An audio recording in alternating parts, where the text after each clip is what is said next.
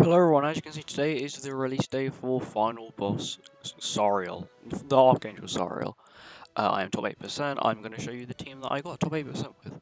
So, I highly recommend this team, and if you don't want to run, I'll change the links to Tomiel.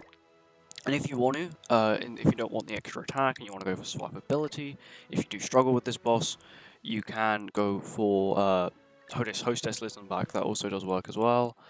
These are the ones I'll be trying to go for. So you definitely can't do the one without clearing without an ultimate. You can do these ones.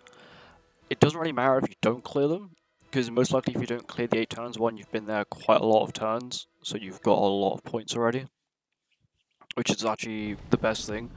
The main way you get your points is by hitting the 200k thing, dealing 200,000 damage. That's the way you most of the time reach.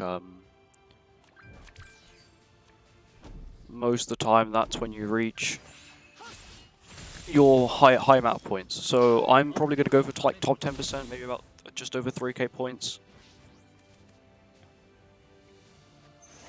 So mainly with this fight, the reason I actually have melee isn't actually the best. So this boss actually has an over-rupture card, which is, yeah, and by the way, he practically always only pulls gold cards, which is lovely.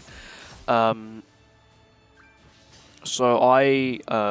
I've chosen melee, mainly because the fact that he has stance removal, literally it. Because this boss, his stance, his counter card, it's horrible. It's so irritating to deal with. It's unbelievable. Not only that, is that he's got so much. Okay, the counter is strong. But the most terrible part about it is that buff there. You think that's just normal lifesteal increase? No, that's like 5,000% lifesteal increase. And look, even when his counter disappears, he's still going to gain like 1,000,000 HP back. You just want to really move cards here because you don't really want to attack into the counter. Let him heal any more than he already has. See, look, that's 200 points there. Look, and he healed pretty much all the damage I just did. Yeah, he literally pulls gold cards against me. This is lovely. I love this so much. He is going to go for another... I'm going to go for a stack of damage reduction.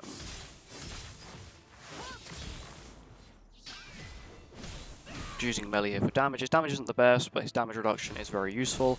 I will warn you that with melee, if your melee is targeted, he has over-rupture, so he might insta-kill your melee. That nearly happened to me once. This is fine. This is a corrosion AoE.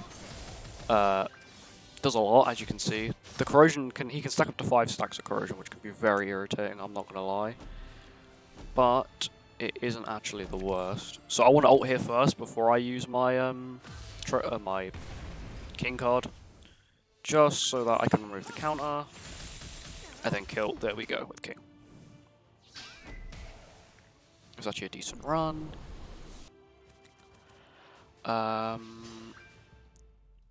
Okay, so on this phase, you can only really... Okay, I'm going to use this Gotha card mainly because I want Gotha's ultimate.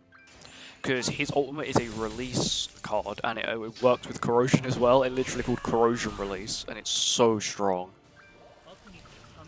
He's immune to it, but I just want to use it for the sake of... So I got that card. Obviously, I don't have the link, so I don't remove 5-volt gauge, which, yeah, he also lowers HP, and he will constantly target your,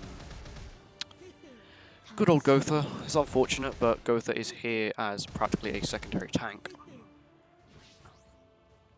Now we remove this. I'm also going to grab King's ult as well whilst I'm here. Just to make sure that, I can get another good shield for next turn. To be honest, the shield is capped, so it's a little bit irritating. I'm not going to lie. There's the dissolve effect. One of the challenges to get the dissolve effect a certain number of times, it's very hard. Obviously now you can only use another AoE. Is this the corrosion one? Yeah, okay, this is fine. So obviously that is the corrosion AoE. But we don't have to worry about it. I'm going to get another damage reduction stack for melee, which would be very helpful to my team. So the damage cap on here I think is 20% or 30%. To us it doesn't really matter. They're very close to each other. There you go. It's about 20%. Obviously now he's going to call in the squad, but it's fine because we got a lot of melee AoEs, so we can just kill here with melee. This phase, it doesn't matter if you get buffs for melee because this boss doesn't have overrupture. Sariel will die. Yeah, he will die, but to be honest, you can't really help it. He did heal a lot as well. I want a damage boost. It can come to a little bit down. It can come to RNG. If you want to run, I highly recommend running Liz. If you are struggling with HP, Liz is you do lose a decent chunk of attack, but you do gain like safety. Like she heals a lot. There you go. This should be like I want to say roughly 3,000 points because I think we've got 8 turns. Do we get 8 turns? So how many points do we get? 3.2k. Do we get 8 turns? Obviously. These ones are very hard. Kill the last hit with an fairy. That's probably the most doable one. Clear without dying is pretty hard. Remove debuffs using a purification effect. You're not going to do that. Obviously, and we did not do the 8 turns. But if you do it with 8 turns, I did it. My first time I did it with 8 turns and without dying, and I only got 3.5k points. I will be making another video which will come out tomorrow, which is just a way to farm, not these ones, but this one, because this one's much easier in comparison to this one. Anyway, if you enjoyed this video, please make sure to like, comment, subscribe. Not many of you subscribed, and anyway, I'll see you in the next one. Bye-bye.